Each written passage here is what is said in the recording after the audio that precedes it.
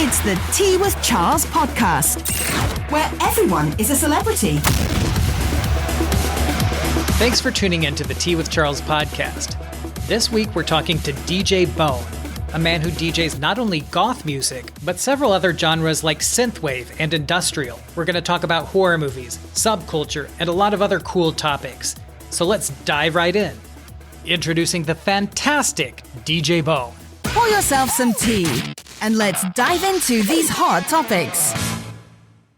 Joining me today on the podcast is DJ Bone, event coordinator at Dark Dancing, Oklahoma. Welcome to the show, DJ Bone. Well, thank you. Thank you very much for having me. How are you doing today? I'm good. So, I know DJs are very particular about the genres they spin. Mm-hmm. What genres do you spin as a DJ? As a DJ, I have pretty wide genre selection, but it's mainly it goes for just goth, industrial, synth pop, synth wave, and then new wave, 80s new wave. I think most of my listeners, they'll know goth and new wave, of course. Uh-huh. What is synthwave? Synthwave is the easiest way I explain it to people is if they've ever watched Stranger Things. A lot of the music in the background is synthwave. It's got that 80s sound, but it's newer production. Generally no vocals, but sometimes there are. But it's it flows very well with new wave. Some of them are ambient. Some of them have harder dance beats. It's again like every genre that they have more energetic stuff and just chiller stuff at the same time, just throughout the genre. So you gotta be a little picky to find the higher energy stuff. Well, I have to say I do enjoy your mixing because I listened to your streaming on Mixcloud. Yes. And I thought it was fantastic. When my listeners want to check you out on Mixcloud, where do they go? If they want to go to Mixcloud, that's just mixcloud.com/darkdancing. What I liked about it is that it's not all the musty goth classics. Oh, yeah. We try to steer away from that anymore because it sounded fresh. I was like, because goth as a subculture kind of had a lull, don't you think? I do. And it hit a hard lull for a long time. But yeah, and then no real new music. Then artists started pumping it back out. And there's only so many times you can listen to Bela Lugosi's Dead. And for a while, I was like, goth as a subculture seemed kind of moribund. It was like, you had the classics, you had your Robert Smiths, you had the Bauhaus, you had the Joy Division. Mm-hmm. For a while, it felt like nobody was carrying the torch. I have a theory about the goth lull, as we'll call it, because it was coming around 2008. And one thing goth subculture takes is money, because you got to get the gear, you got to get the makeup, you got to get the music. But because there was the huge recession hit, the kind of subculture that takes a lot of money to keep up with. And let's be honest, goths can be the biggest music snobs on the planet. Oh, yes. I'm the choir over here you're preaching to. I feel like maybe it was just kind of a timeout period. But the reason I bring this up is that when I listened to your streaming on Mixcloud, like, it just sounded very fresh. It was like I hadn't heard a lot of the music before. I'm curious, as a DJ, where do you find new music nowadays? Mostly what I go through to get new music is I go through Bandcamp.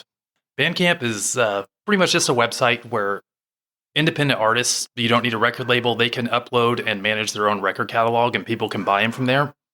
There's a lot of those sites that do stuff like that. I mean, I know artists can upload to Amazon and everything, but Bandcamp is the site from artists I know that are on there. They get the biggest percentage of the cut from it. What put the image in your mind that you wanted to be a DJ? Like, when did the spark first take off? This was all by accident. If you want to hear this story, it's not here anymore, but Oklahoma City had the after hours club called the Rec Room, and that was open for, I think it was open almost 40 years. I could be a little wrong on time. They had a goth night there that I used to just frequent as a patron. And one night the DJ had a yelling match with the manager and got fired. I don't know what happened. So the next week I go on Thursdays when the goth night was, and they had a house DJ there. And so I just went to the manager. I'm like, look, this isn't the style it's for tonight. She's like, yeah, I know. That's all we could find. So I'm like, well, I have these CDs and everything and records. I can try it. I don't know what I'm doing. So she's like, okay. So the next week I went up there not knowing what I was doing, started playing music. And then at the end of the night, they're like, okay, sound good. Come back next week. I'm like, ooh, okay. So then my friend that is a DJ, after a couple weeks of that, he's like, okay, I'm going to take you back home and actually teach you how to do this instead of just playing songs back to back. Throwing you to the wolves, so to speak. All right, so just to recap, the DJ at the Rec Room in Oklahoma City got in an argument, dropped out, and you're like, use me. And how did that first night go? Was there a lot of patrons there? I mean, it was a good night for as far as goth nights go at that place because, it's not the biggest genre back then. Still not, but everyone there was supportive. If they came up and said anything, I'm like, look, I don't know what I'm doing. Really? I'm just playing music to keep the music going. And they all pretty much gave me a pass. And most of them have just hung on and watched me grow. That was your very first night. You had CDs. You were not even barely crossfading. No beat matching. But now you're a professional DJ. What kind of setup do you have as a DJ? Are you more of a, like, they have something called a controller, right? I do have a controller, which is just a MIDI controller, pretty much a specialized keyboard for DJs. It has turntables and whatnot on it. When I first learned, it was on vinyl turntables on 1200s, and then had a hand surgery, so I had to switch to CDs more effectively for a while. And then now we just charge different price tiers to come out. If they want to pay me more, I'll bring vinyl. If they want to pay me less, then I'll bring the controller. So, wow. So what's your annual budget for spending on music? I would really not like to think about that because my girlfriend makes fun of me every time I get a vinyl record, which is pretty much every other day. And those are about $20-$25, depending where they're coming from. Could be 70. I don't know. Depending where I order from. So you're spending a pretty penny on this music, as a good DJ does. How is the storage? How much of your house is filled to the brim with CDs and vinyl? CDs, I actually got rid of a lot of them. I have about a wall-sized shelf that's almost full of vinyl. Good thing about digital age and computers is you can get digital music at your fingertips, search it, find it, listen to it, and you don't have to have a room full. You don't have to have, like, the Goth vault. Yes. Because I had a lot of movies at one point, and then I had to move, and I decided I don't want to move those anymore. And I could watch them all on Netflix. So digital music, like, I have it all right there, and I don't have to move it as often or as tiringly. So being a fellow music lover, okay, who are, let's say, a couple bands or artists, no matter what they put out, you're always going to get it? Just a couple? Okay. Let's keep it to 2 or 3. Okay. The Cure is still my favorite band, and I will always get what they put out. I know it's cliche, but it's still dear to my heart. Newer one, I say newer in the past 5 years, is a band called Carpenter Brute. Carpenter what? Brute.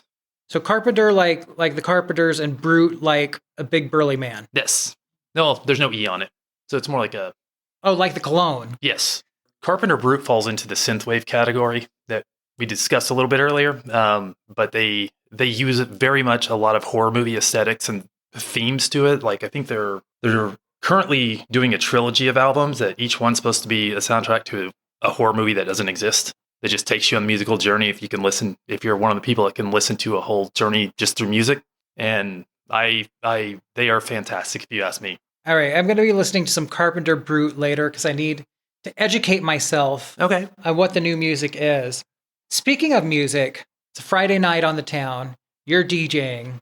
People are not on the dance floor. What's the song you drop is going to get the people on the dance floor? Okay, I'm assuming we're talking about still within my genres, but I would probably... There's a song called Another World by a band called Be Born Baton. And then beyond that, it's, just throw a Sisters of Mercy track down, or any of the new, New Order, if you do a new wave. If it's a little less people that are in the know of music, I'll play a band called Le Mathouse. That they're another French synthwave band, but they have very good beats, and I've just found in my experience that people will get out there for it. I am intrigued just by the Oklahoma goth community, because each city is a little different. Like when I was in LA, there's kind of this Mexican tinge to it. Like there's this very vibrant goth world in Los Angeles. Yeah, is that called Cholo Goth? So what are some characteristics of Oklahoma's goth and dark wave community? Well, it's pretty much a tight-knit community because we're in Oklahoma, and it's really hard to get any place to do this right now, because most places, like a lot of people that have never been to a goth night, they have this weird image in their head that all these kids are... Back up a little bit. One of the managers of the last place I played at a lot, he literally thought when I was pitching it to him that he was like, I'm not going to have like people out there dancing, cutting chickens' heads off and stuff, right? Like, so I don't know why this stigma is in place, but there's people out there that actually think stuff like that. And of course, you said to him, Beelzebub! Of course. No, but I think that's the main thing. We've pretty much just fill wherever we can go into and will have us. And almost all of them are very courteous and thankful to have the opportunity to go somewhere. So like at the end of the night, all these business owners are just like, this is great. You want to come back? And so, yeah, but they're very supportive. When COVID happened and we had to switch to live stream because there was nothing else to do, like we had people subbing on Twitch for us and, just giving tips and everything to help, just $1 or $2, whatever, just to help keep things going. So it's a very supportive community. That is pretty cool. Because one thing that strikes me, I mean, I grew up in Kansas City, so I know what the Bible Belt feel is. You know, there's a church on every couple street corners in Oklahoma City and Kansas City. Mm-hmm. And I just wonder, do you think that there's this undercurrent in the goth community here that's kind of a reaction to that sort of religious conservative vibe? I could see that, yes, because there are a lot of people that go there, and from what I've learned of specific individuals growing up, is they just lived in an oppressive, highly Christian home, and they got tired of it and rebelled by seeking out other religions or going atheist, whatever. So they have this deep-seated rebelliousness against religion. But then I know other people who are highly religious, and they know how it goes also. So everyone just lets it go. Religion is rarely talked about there, but I do think like the overall oppression of the Bible Belt area may help pull these like-minded people together. I mean, a little of it was, at least when I was a teen, is like, how can we terrify our parents the most? How can we fuck with the adults the most? And, painting all your fingers back and putting on the makeup and everything. I mean, back then it was a statement for sure. I could see I'm pretty sure that's probably where I started being goth also. And then just realized I didn't have to freak people out. I just enjoy the aesthetic and the music and everything, and not have to go for scare tactics on it just for the sake of being shocking. A typical night, you're going out to DJ. What gear do you wear much gear? Or are you more of a t-shirt and jeans kind of guy? Yeah, I'm the t-shirt jeans guy. Well, I don't really wear jeans, but yeah. Sometimes, I'll make like Halloween. I'll do a simplified costume. I think this year or last year, I just had like Loki horns, so it could be a Loki variant. So it was dressed up, but it wasn't a lot of effort. Because honestly, usually I'm running around too much I don't want to sweat it all off or whatever. So you're not wearing the full PVC bodysuit? No, I get a little too hot for that. PVC gets rank after a while, folks. It's like because you're wearing it at a club all night, you're getting sweaty on the inside, and when you take that off, it is like, it just gets kind of musty up in there. Just a little bit. Moving right along. So you've conquered Oklahoma. You've conquered the Great Plains. Where is your dream gig as a DJ? I do not know. I have been on a couple of tours to where I've played all over the U.S. I've gone down to Tijuana. I've played at so many places. For a long time, it was the church in Dallas, but I got to play there, so I haven't really updated my dream gig, sadly. Wait, hold up. You spun Goth in Tijuana, Mexico. Yes. All right, I need to hear about this. What if there's anywhere that they would have chopping the chickens off their head and stuff? I would guess that sort of thing. I don't know. It was fairly tame, but when I got to Tijuana, I remember I parked my car in San Diego, and they just walked across the border, and then we got a taxi. And I remember just going through Tijuana. I'm like, I thought Tijuana was a party city. I thought it was like crazy parties everywhere, and it was just tame. And walked to the club, nothing. Just kept going outside every so often, just check around. Nothing big besides like going to Bricktown or some other downtown area. Then I opened the door when we got done about 2:30 in the morning. I opened the door and saw the streets of Tijuana at 2:30 in the morning, and it was insane. I was like, oh, dear Lord. Because they get started late. Yes, apparently. But when I got in there, I was kind of scared because like we went to the venue and the promoter was showing me and the other guy I was with around. And he was like, here's where you're playing. Here's the bathrooms, blah, blah, blah, showing us all around the club. And then there's these 3 industrial garage doors behind us. He was like, you want to see what's back here? I'm like, I don't care. So he opens it up. And it's this whole walled-in circle with an open air, like no roof. And there's 4 or 5 beds in there. and it's all sand on the ground. I'm like, what is this? And he was like, well, let's turn the black light on and I'll show you. And I'm sure everyone can guess what was going on there. And he's like, we call this the Tijuana hooker room. I was like, so he pulled us back in, shut the door, and he's like, we're not opening these tonight. Thank you. I like getting crazy, but yeah, I'm like, yeah. But no donkey shows or anything either. So if everyone always asks about that. Tijuana was crazy. It was fun, but I'm glad I went. But yeah, it's a lot to take in all at once. So I know a lot of DJs eventually branch out into music production. So if you did put a remix out, which artists would you want to collaborate with? Recently, there's a couple DJs in the UK that I think they're just doing phenomenal stuff. Called Randolph and Mortimer is their production band name. Say it again. Randolph and Mortimer. Randolph and Mortimer. Like the guy from Trading Places. Yes, that's what they're named after, actually. I had to call them that Gen X trivia. You got it. So Randolph and Mortimer, what kind of stuff are they doing in England? They are, as far as I know, they're two DJs that started writing music, producing music, whatever, and they're sounding, they have the sound that's just old school industrial, to where it sounds like old Front 242 or like late 80s, early 90s industrial, before a lot of really growly vocals came into the scene and everything. And it's kind of nostalgic, but they are really good at what they do. Doing goth, dark wave, all these dark genres. You gotta keep it hard. You gotta keep it serious. But what are your guilty pleasures that you secretly have stashed away in your record collection? Do we have some Taylor Swift up in there? We do not have Taylor Swift, no. Doja Cat? No Doja Cat. I do, and this is the one that most people give me the most flack for, okay. And I don't care because I love it. I have Spice World on vinyl. Spice World? Spice World. Spice up your life. That's right. And I have that 12-inch also, separately. According to Discogs, my Spice World vinyl is worth like $180. Like, what? Okay. Yeah, it's weird. So I have that. And then like Sir Mix-a-Lot's first album, Swass, I have that because I love that album also. All right, so which of the Spice Girls was your favorite? Posh was my favorite when I first got into them.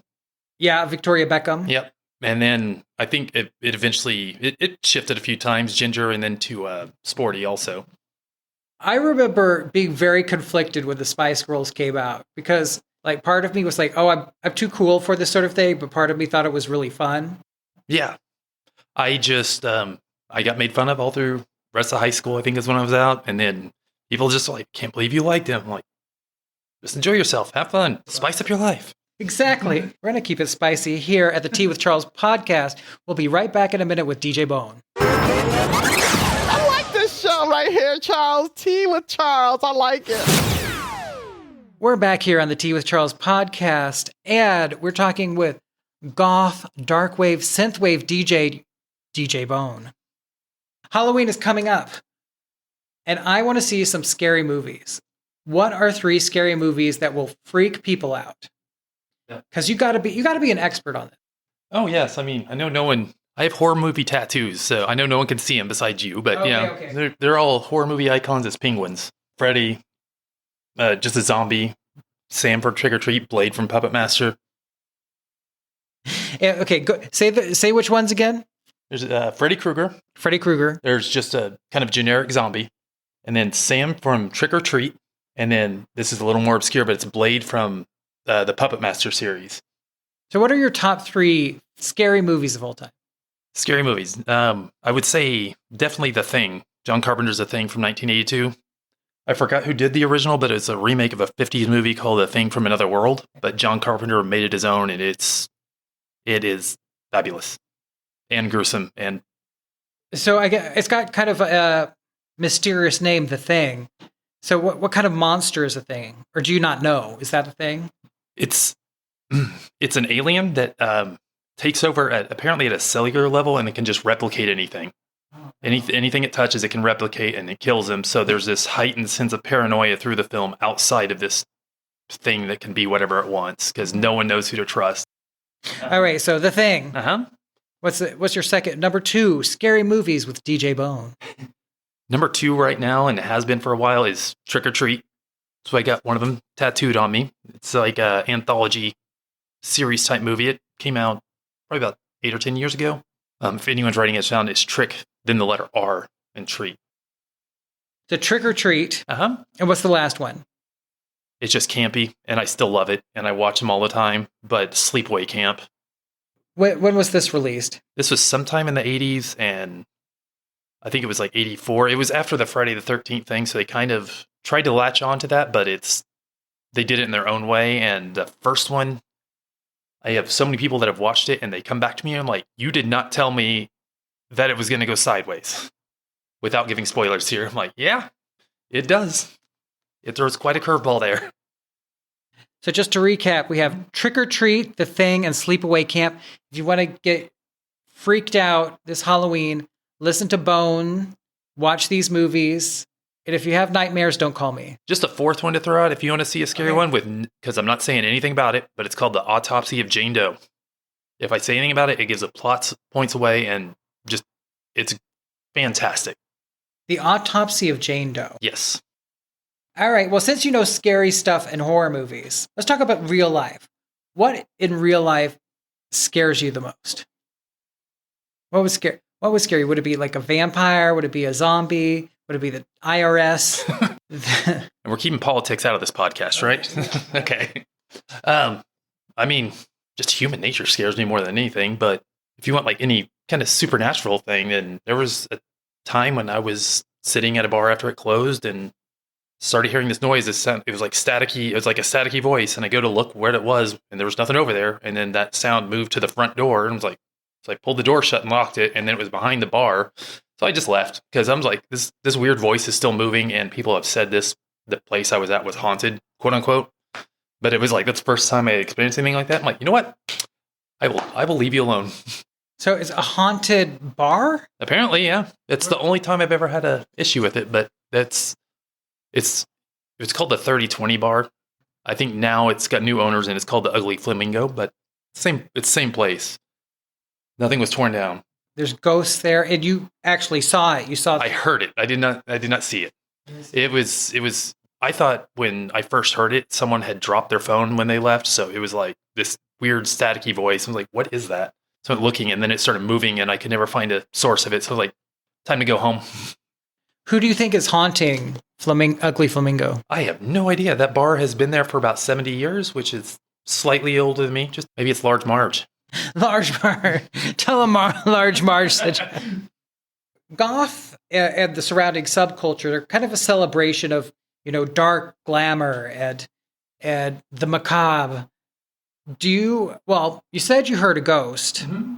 So do you believe in the supernatural? I believe there's something out there, yeah. And I take a sciencey approach to it to where, you can't destroy energy, which is, how your brain and keeps you alive and everything. So when you die, you can't destroy it. So it's got to go somewhere. I just don't know if I actually believe in like full on poltergeists or anything, but I'm like, that's some weird energy stuff that goes around. So that could be causing it and making people call it supernatural. So if you wanted to get rid of a ghost, do you think, because I always think it's weird in movies that like somehow like whatever town's Catholic priest is like your get out of jail free card when you have a haunting. And I'm like, is the holy water really going to help? How are we going to defeat the spirit? Someone told me this a long time ago. I don't know who it was or what religion they were, but it stuck in my memory. So anytime something kind of odd freak, and like, if you think it's a ghost, just take a glass of water, just put it on the table and just say out loud, I'm like, whoever you are, this glass is for you. No one else is going to bother it. It's all yours. And then when the glass is empty, then you can take it and the ghost will be happy. I've done that a couple times, but it could be evaporation. I'm not lying. I'm not going to say I didn't think about that.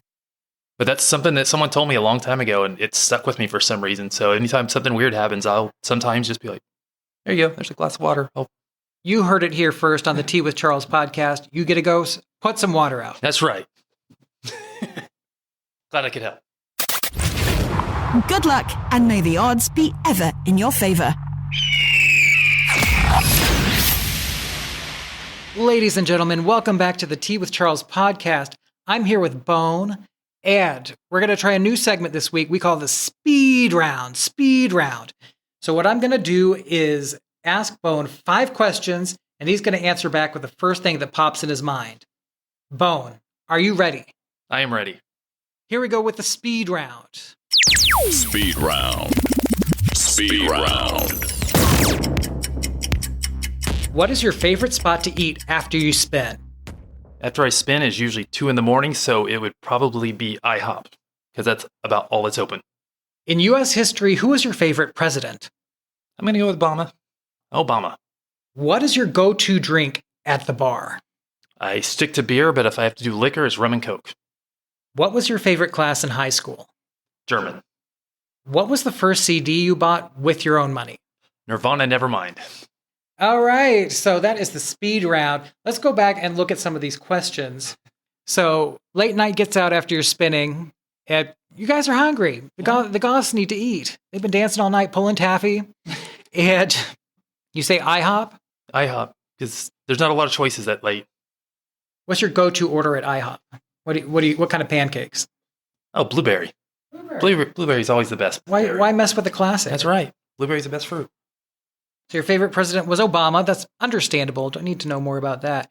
Your go-to drink at the bar is you usually drink beer. Yes. What kind of beer? My favorite is Belgian white. There's not a good one that's really served around Oklahoma.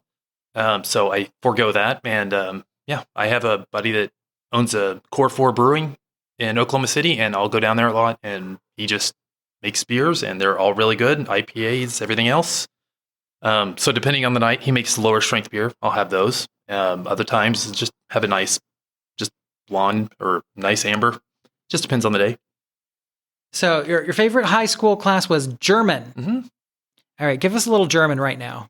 Give us. How do you say bone in German? I think it's Knach. Knach. I've been out of high school for a couple years. So my German is very rusty. I apologize. What's some German that you do know? Reach back into the depths. If anyone's listening, do not crucify me for saying this wrong because it's been some time, but I always remember mein Pimmel ist eine großen roten Flammenwerfer.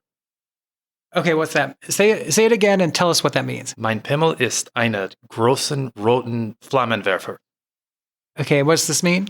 My penis is a giant, large flamethrower. Obviously, I'm going to say that next time in Dusseldorf. Yes.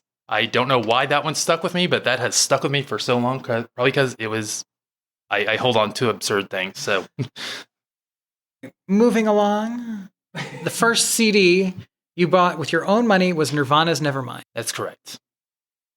Excellent choice. Take us back to that moment, because I think this CD changed the world. Oh yeah. I had a few tapes and everything before that, but this was the first CD that I bought. And I picked it up, and, it's like 12 or 13, so my mom had to drive me, and she's like, what'd you get? And I showed her. She's like, you're not buying that? I'm like, yeah, I am. It's my own money. I don't know why she didn't let me have it, but I just still went and bought it. And that was my CD, and listened to it all the time. Everybody listened to it for like a year straight. Yeah, it just never left the CD player. Because it had so many good songs on it.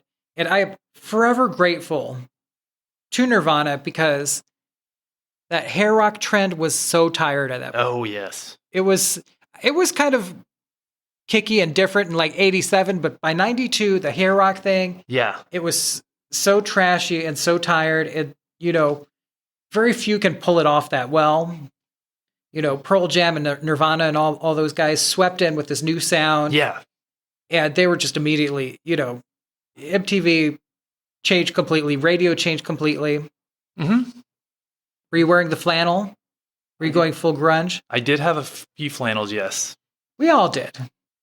It was still grunge before I got into goth. I found that a little bit later. Thank you for participating in the speed round. Yeah, absolutely. I'm glad to help inaugurate it or whatever I did. So, Bone, all my listeners are going to want to go support you, listen to your music. Where can they find you online? Our Instagram, which does most of our updates on it, and that's just Instagram.com. It's Dark Dancing OK is the Instagram name. From there, all of our mixes, if we record them at home, when we usually have one up weekly, that's going to be on mixcloud.com/darkdancing. You can just go there, listen to it. That's free. If you ever want to catch the actual live stream, we're on Twitch. Instead of reading out the whole thing, I just bought darkdancing.com and pointed it straight to Twitch, so you can go there and if you have Twitch, you can sign up for alerts, and it will let you know when we actually go live. It's usually on Sunday afternoons or sometimes on Saturday night. Dark Dancing OK at Instagram, Mixcloud. .com/darkdancing. Mixcloud.com/darkdancing. And then our Twitch, you can just go to darkdancing.com. Well, everybody, I want you to go out, support DJ Bone, support Darkwave, support Mixcloud. Thank you for joining me on the show. I hope you stop by again sometime. Thank you for having me. I definitely will.